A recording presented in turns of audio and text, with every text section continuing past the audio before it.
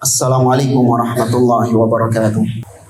Innal hamdalillah nahmaduhu wa nasta'inuhu wa nastaghfiruh wa na'udzu billahi ta'ala min shururi anfusina wa min sayyiati a'malina.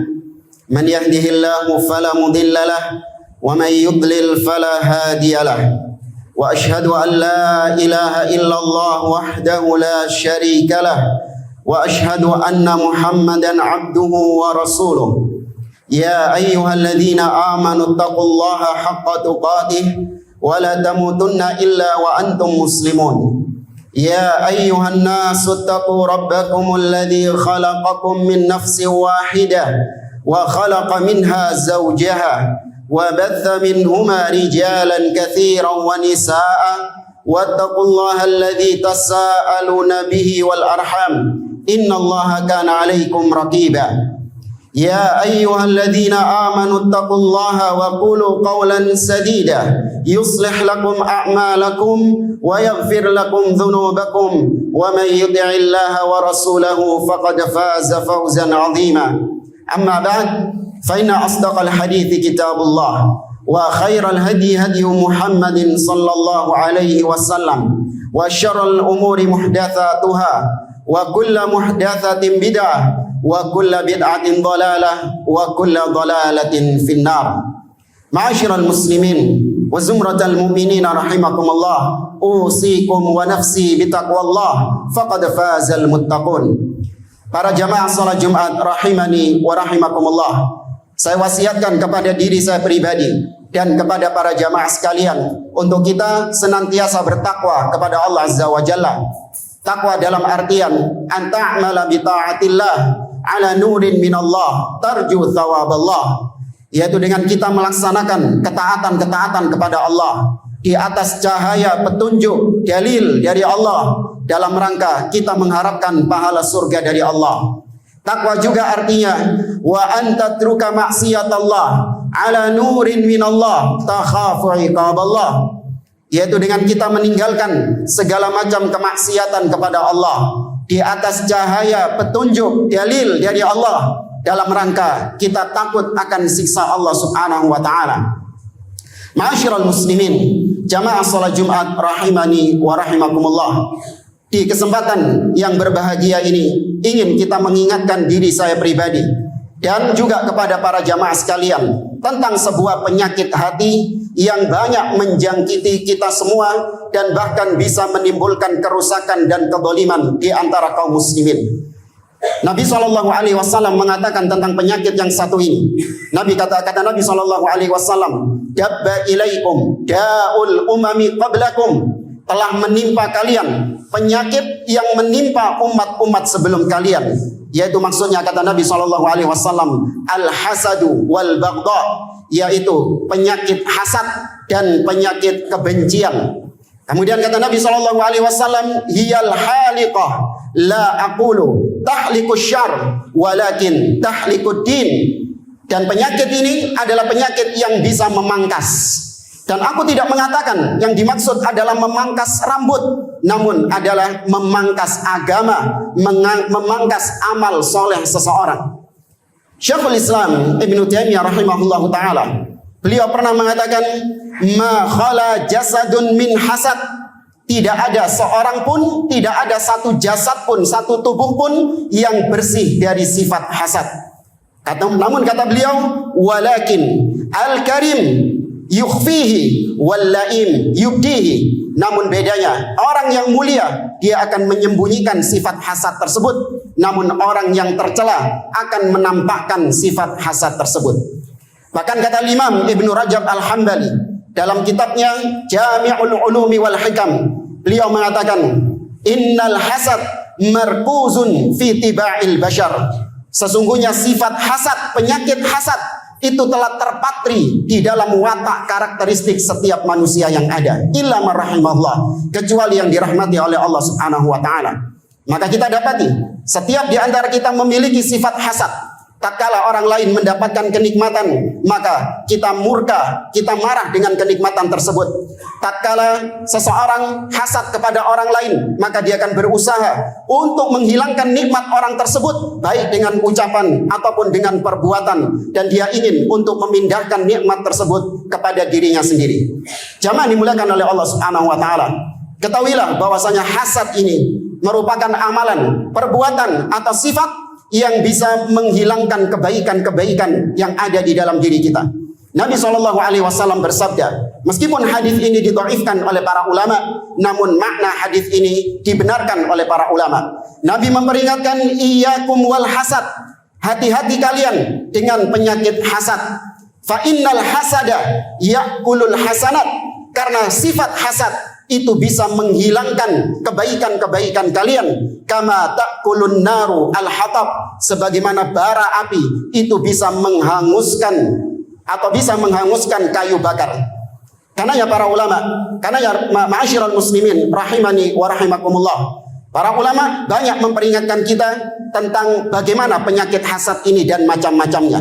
Di antaranya Al-Imam Ibnu Rajab Al-Hambali rahimahullahu ta'ala dalam kitabnya Jami'ul Ulumi wal Hikam, beliau menyebutkan ada 5 jenis hasad. Yang pertama adalah an yas'a ila izalatin ni'mah anil mahsud, yaitu seseorang berusaha untuk menghilangkan kenikmatan kepada orang yang dia hasadi, bil qauli awil fi'li, baik dengan ucapannya ataupun dengan perbuatannya. Wa yas'a ila naqli dzalika ila nafsihi, dan dia berusaha untuk memindahkan nikmat orang lain itu kepada dirinya sendiri. Kita dapati mungkin di antara antum ada yang temannya mungkin mendapatkan kenikmatan dari Allah Subhanahu wa taala. Kemudian dia iri, dia hasad, dia ingin supaya nikmat temannya itu hilang dari dirinya dan berpindah kepada dirinya. Dan dia upayakan hal tersebut baik dengan ucapan ataupun dengan perbuatan. Kemudian jenis yang kedua kata beliau, an yas'a ila izalatin ni'mah anil mahsud wala yuridu an yanqula ila nafsihi. Yang kedua adalah seorang ingin untuk menghilangkan nikmat yang ada pada orang lain, namun dia tidak ingin untuk memiliki nikmat tersebut. Dia nggak ingin untuk nikmat itu berpindah kepada dirinya. Bahkan dia ingin agar orang lain itu mengalami keterpurukan sebagaimana dia terpuruk, meskipun dia nggak ingin mendapatkan kenikmatan tersebut.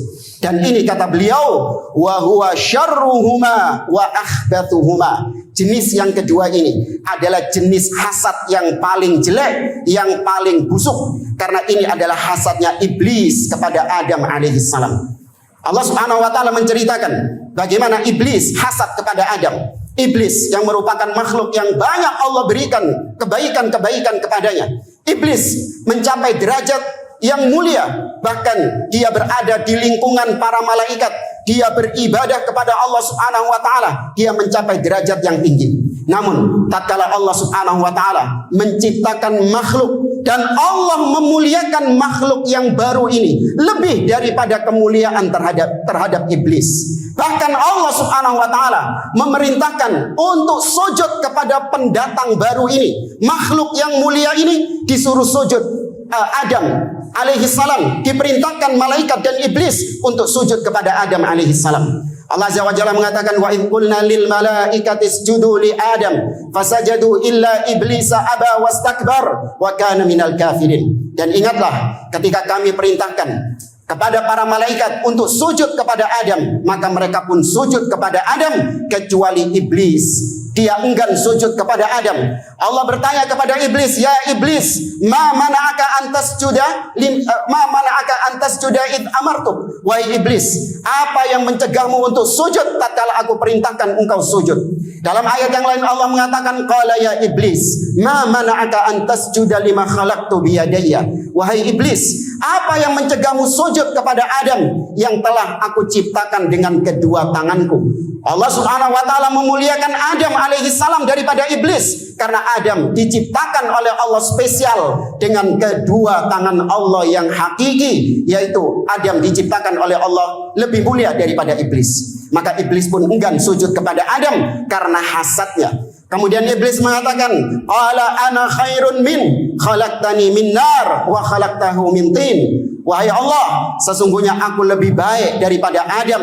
Kau ciptakan aku dari api, sedangkan dia kau ciptakan dari tanah. Maka dia hasad kepada Adam. Kemudian dia ingin agar nikmat Adam yang berupa surga dihilangkan dari diri Adam. Iblis dikeluarkan oleh Allah Subhanahu wa taala, diusir oleh Allah Subhanahu wa taala. Iblis tidak ingin supaya dia bisa masuk surga lagi, namun dia ingin supaya Adam itu mendapatkan penderitaan sebagaimana dia menderita. Dia ingin supaya Adam itu terpuruk sebagaimana dia terpuruk. Maka dia berusaha untuk menghilangkan nikmat yang ada pada Adam, meskipun dia berharap, meskipun dia tidak berharap dia dimasukkan surga kembali. Bahkan tidak cukup sampai di situ, karena dia luar biasa hasadnya kepada Adam. Bukan cuma Adam yang dia halangi dari jalan Allah, bukan cuma Adam yang ingin dia hilangkan nikmatnya, namun juga anak keturunan Adam. Dia ingin supaya terpuruk sebagaimana dirinya terpuruk. Iblis berjanji kepada Allah Subhanahu wa taala, qala fabima aghwaytani la aq'udanna lahum siratakal mustaqim thumma la atiyannahum min bayni aydihim wa min khalfihim wa an aymanihim wa an syama'ilihim wa la tajidu aktsarahum syakirin. Ya Allah, karena Engkau telah menetapkan aku telah tersesat, maka sungguh aku akan menghalangi manusia dari jalanmu yang lurus. Kemudian aku akan mendatangi mereka dari arah depan, dari arah belakang, dari arah kanan, dari arah kiri, dan kau tidak akan mendapati kebanyakan di antara mereka bersyukur kepadamu. Inilah hasadnya iblis yang tidak cukup hanya pada Adam, namun sampai anak keturunan Adam. Iblis juga ingin untuk supaya mereka terperosok, ingin supaya mereka terpuruk sebagaimana dirinya terpuruk di dalam neraka, wal iyadzubillah. Kemudian jenis yang ketiga dari hasad, kata Imam Ibnu Rajab Al-Hambali rahimahullah, yaitu idza hasada rajulun anil mahsud.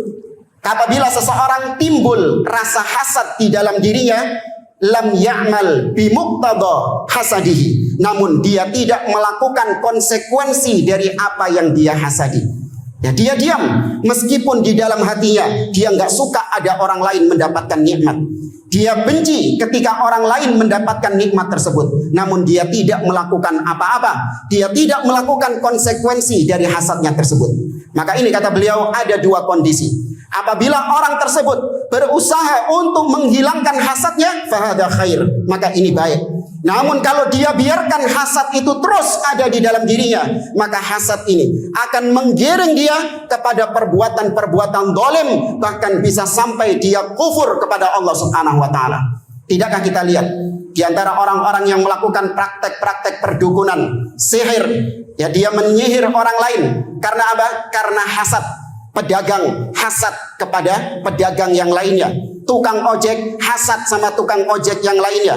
Demikian juga antara murid dengan murid yang lainnya ada sifat hasad. Dalam rumah tangga, kakak sama adik juga saling hasad. Ketika saudaranya mendapatkan nikmat, maka saudara yang lain iri. Dia ingin untuk hilangnya nikmat dari saudaranya tersebut. Namun terkadang sebagian di antara kita tidak berusaha untuk menghilangkan hasad itu, bahkan dipelihara di dalam diri sampai akhirnya diwujudkan dalam bentuk tindakan, perbuatan, dan ucapan. Saudara-saudara Yusuf alaihissalam, Allah sebutkan di dalam surat Yusuf, saudara-saudara Yusuf karena hasad kepada Yusuf, mereka mengatakan, "Qalu la Yusuf wa akhuhu ahabbu ila abina minna wa nahnu usbah inna abana lafi dhalalin mubin." Kata mereka, sesungguhnya Yusuf dan saudaranya lebih dicintai oleh ayah kita daripada kita. Padahal kita jumlahnya lebih banyak daripada Yusuf. Sesungguhnya bapak kita dalam kekeliruan yang besar. Namun seorang di antara mereka mengatakan, "Uqtulu Yusuf, awitarahuhu, bunuhlah Yusuf atau buang Yusuf itu." Perhatikan jamaah, hasad bisa menyebabkan seseorang jatuh dalam perbuatan-perbuatan yang mungkar sampai pada pembunuhan, bahkan sampai pada kesyirikan kepada Allah Subhanahu wa taala. Allah sebutkan juga tentang kisah dua anak Adam. Watlu alaihim naba'a bani Adam bil haqqi id qarraba qurbanan fatuqbila min ahadihima wa lam yataqabbal minal akhar qala la aqtulannak qala innama yataqabbalu Allahu minal muttaqin. Kata Allah, ceritakanlah tentang dua anak Adam. Kisah dua anak Adam. Yang satu mempersembahkan kurban diterima oleh Allah, sedangkan yang satu tidak diterima oleh Allah. Maka timbul hasad kepada saudaranya. Hasad ini tidak dia hilangkan sampai dia mengatakan la aqtulannak, aku akan membunuhmu, dan dia bunuh saudaranya hanya gara-gara hasad tersebut. Kemudian jamaah dimuliakan oleh Allah Subhanahu wa taala, jenis yang keempat dari hasad adalah idza hasada rajulun, apabila timbul hasad dalam diri seseorang, yas'a ila izalatihi, dia berusaha untuk menghilangkan hasadnya. Bal yas'a ila iktisabihi, bahkan dia berusaha untuk mendapatkan seperti yang didapatkan oleh orang yang dia hasadi itu. Ya, in kanat dunyawiyah, kalau itu perkara dunyawiyah, fala khaira fihi, maka tidak ada kebaikan di dalamnya. Wa in kanat diniyah, namun kalau itu masalah-masalah agama, masalah-masalah akhirat, maka inilah yang dikatakan oleh para ulama dengan istilah ghibthah, yaitu ingin untuk mendapatkan kebaikan seperti orang lain. Dia ingin mengungguli orang lain tanpa dia ingin untuk menghilangkan nikmat yang ada pada orang tersebut. Mungkin di antara Anda ada yang melihat temannya ya bisa unggul dalam hafalan, dalam prestasi belajar, maka dia terpacu untuk ingin bisa seperti dia, namun tanpa menjatuhkan lawannya agar dia yang menjadi nomor satu. Tidak, dia hanya ingin untuk mengungguli dalam amal soleh. Dia prioritaskan itu hanya untuk Allah Subhanahu wa taala, bukan untuk ditampakkan di depan umum. Inilah yang diperintahkan oleh Allah Subhanahu wa taala, falyatanafasil mutanafisun. Allah Azza wa Jalla juga mengatakan fastabiqul khairat, berlomba-lombalah kalian dalam kebaikan. Maka ini merupakan hasad yang diperbolehkan. Ini merupakan hasad yang diperbolehkan di dalam agama. Meskipun demikian, seseorang berusaha untuk beramal soleh tanpa dia melihat pesaing-pesaingnya. Kemudian yang kelima, di antara hasad, kata Imam Ibnu Rajab Al-Hambali, idza hasada rajulun, apabila seseorang timbul di dalam dirinya hasad kepada orang lain, dia yas'a ilal ihsan ilal mahsud, dia berusaha untuk justru berbuat baik kepada orang yang dia hasadi, wa du'a lahu, bahkan dia mendoakan orang yang dia hasadi, bahkan wa nashru fadailihi, bahkan dia sebutkan kebaikan-kebaikan orang yang dia hasadi. Ini merupakan tingkatan hasad yang luar biasa. Dia bukan cuma berusaha menghilangkan hasadnya, namun justru dia berbalik arah. Dia berbuat baik kepada orang yang dia hasadi tersebut agar benar-benar hilang sifat hasad di dalam dirinya. Aqulu qouli hadza wa astaghfirullah li wa lakum wa lisairil muslimina min kulli dhanbin fastaghfiruh innahu huwal ghafurur rahim.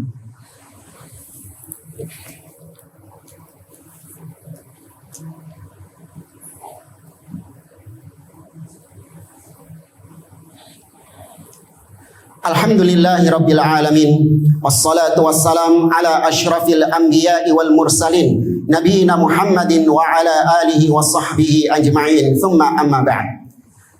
Hadirin salat Jumat rahimani wa rahimakumullah.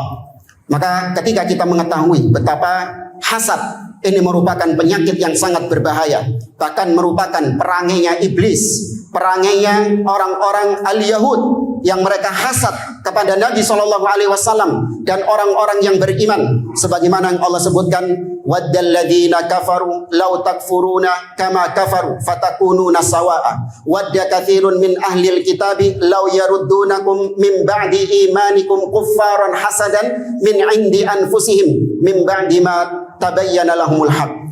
Kata Allah, orang-orang kafir, mereka ingin agar kalian, wahai kaum muslimin, murtad kembali kepada agama kalian yang lama. Mereka ingin agar kalian kembali menjadi kafir. Karena apa? Hasad yang ada dalam diri mereka. Ketika orang-orang Yahudi mendapati bahwasanya mereka tidak lagi menjadi kaum yang mulia, ada kaum baru, ada pendatang baru, nabi baru yang diberikan kitab, kemudian kaumnya dijadikan lebih mulia daripada orang-orang Yahudi, maka mereka hasad, mereka iri karena kaum Arab selama ini mereka anggap sebagai kaum rendahan, sedangkan Bani Israel adalah kaum yang superior, maka mereka tidak memilih, tidak mau beriman karena hasadnya mereka kepada Nabi SAW dan orang-orang yang beriman. Oleh karenanya wajib bagi kita untuk berusaha menghilangkan, mengikis sifat hasad ini dari dalam diri kita. Caranya yang pertama adalah kita memohon kepada Allah Subhanahu wa taala. Kita memohon kepada Allah agar dibersihkan oleh Allah, hati kita dibersihkan oleh Allah dari segala macam penyakit-penyakit hati, terutama penyakit hasad.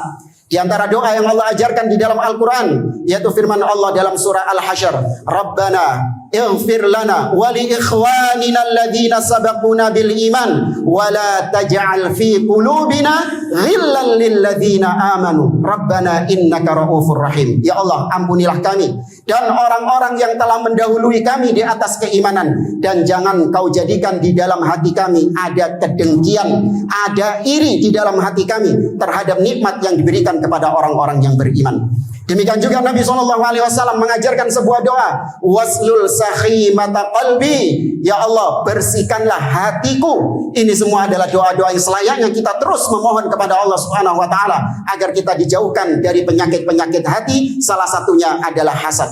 Kemudian yang kedua, di antara cara yang bisa kita tempuh untuk supaya Allah Azza wa Jalla menghilangkan sifat hasad di dalam diri kita adalah dengan kita melihat bagaimana para sahabat Nabi SAW tidak ada saling hasad di antara mereka.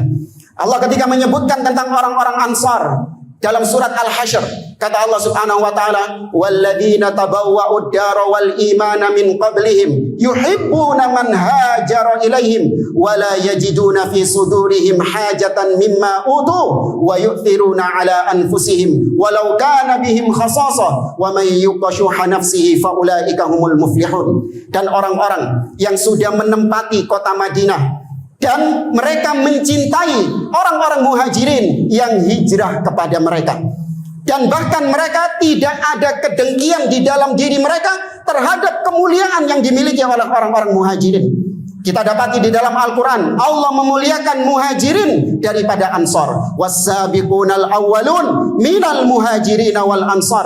Allah lebih dahulu menyebutkan muhajirin daripada ansar. Demikian orang-orang muhajirin, mereka lebih dahulu masuk Islam. Mereka adalah kerabat-kerabat Nabi SAW. Namun orang-orang ansar tidak memiliki hasad kedengkian terhadap kemuliaan yang dimiliki oleh orang-orang muhajirin. Maka dengan kita membaca sirah mereka, maka kita bisa meneladani mereka bahwasanya hasad tidak ada dalam diri mereka. Itu yang kita contoh karena kita mengaku pengikut para salaf. Kemudian yang ketiga, di antara kiat untuk menghilangkan hasad adalah dengan kita mempertebal keimanan kita terhadap masalah takdir. Ketahuilah jamaah dimuliakan oleh Allah Subhanahu wa taala, tak kala kita hasad terhadap nikmat yang Allah berikan kepada orang lain, itu sama saja kita mengatakan bahwa Allah salah memberi nikmat kepadanya. Seharusnya dia nggak pantas diberi nikmat seperti itu. Seakan-akan dia mengoreksi Allah Subhanahu wa taala. Allah Azza wa Jalla mengatakan, ahum yaksimuna rahmata rabbik nahnu qasamna bainahum ma'isyatahum fil hayatid dunya. Kata Allah Azza wa Jalla, apakah mereka yang membagi rizki Allah, membagi rahmat dari Allah Subhanahu wa taala? Kami, kata Allah, yang membagi rahmat, membagi rizki kepada mereka. Katakan dalam diri kita bahwa Allah Maha tahu kenapa fulan diberi nikmat dan kenapa saya tidak diberi nikmat seperti dia. Allah lebih tahu bahwasanya fulan diberi nikmat dan kita tidak diberi nikmat, itu adalah yang terbaik untuk kita. Karena apa yang dilakukan oleh Allah itu adalah kebaikan, tidak ada keburukan yang Allah takdirkan kepada manusia. Tatkala kita munculkan husnudzon kepada Allah Subhanahu wa taala bahwa nikmat yang Allah berikan kepada fulan dan tidak diberikan kepada saya, itu adalah yang terbaik bagi saya. Siapa yang menjamin, ma'asyiral muslimin, kalau kita diberikan kekayaan? Terkadang orang miskin hasad kepada orang yang kaya. Tidakkah si miskin ini berpikir, ketika dia diberi seperti si kaya, apakah menjamin dia bisa lolos, dia bisa lulus dari ujian fitnah terhadap harta? Bisa jadi ketika dia diberi kekayaan, justru dia gunakan untuk bermaksiat kepada Allah Subhanahu wa taala. Terkadang seorang dai iri kepada dai yang lain. Ketika dai yang lain mungkin followersnya lebih banyak, jamaahnya lebih banyak, tidakkah dia berpikir kalau dia diuji dengan pengikut yang banyak, dengan followers yang banyak, dengan jamaah kajian yang banyak, bisakah dia selamat dari riya? Bisakah selamat dia dari ketenaran, mencari popularitas dan yang lainnya? Tidak menjamin dia bisa selamat dari itu semua. Maka yakini apa yang Allah takdirkan itu yang terbaik, kita diberikan oleh Allah Subhanahu wa taala sesuai dengan apa yang kita butuhkan, dan memunculkan sifat qanaah, merasa ridho, merasa cukup dengan apa yang diberikan oleh orang lain. Kemudian yang terakhir, yakini ma'asyiral muslimin bahwa hasad tidak mendatangkan kebahagiaan sama sekali. Justru sifat hasad mendatangkan kesengsaraan bagi pelakunya. Dia akan melihat segala sesuatu dengan pandangan yang sempit. Dadanya sesak karena dia melihat kenikmatan-kenikmatan yang diberikan oleh orang lain, namun dia tidak mendapatkan nikmat tersebut. Maka dadanya sesak, dadanya sempit, dia marah, dia dongkol. Tidak ada kebahagiaan bagi orang-orang yang hasad. Maka teruslah kita mengobati diri kita, menghilangkan sifat hasad di dalam diri kita, agar kita menjadi orang-orang yang mulia. Semoga Allah Subhanahu wa taala membersihkan hati kita semua, dan semoga Allah Azza wa Jalla menjaga hati kita semuanya. Allahumma shalli ala Muhammad wa ala ali Muhammad kama shallaita ala Ibrahim wa ala ali Ibrahim, wa barik ala Muhammad wa ala ali Muhammad kama barakta ala Ibrahim wa ala ali Ibrahim innaka Hamidum Majid. Allahumma ighfir lil mu'minina wal mu'minat wal muslimina wal muslimat al ahya'i minhum wal amwat innaka sami'un qaribun mujibud da'wat. Allahumma anta rabbuna la ilaha illa anta khalaqtana wa nahnu ibaduk wa nahnu ala ahdika wa wa'dika mastata'na na'udzu bika min syarri ma sana'na nabu'u laka bi ni'matika alaina wa nabu'u laka bi dhunubina faghfir lana fa innahu la yaghfiru dhunuba illa anta. Allahumma rabbana ighfir lana wa li ikhwanina alladhina sabaquna bil iman wa la taj'al fi qulubina ghillan lil ladzina amanu rabbana innaka ra'ufur rahim.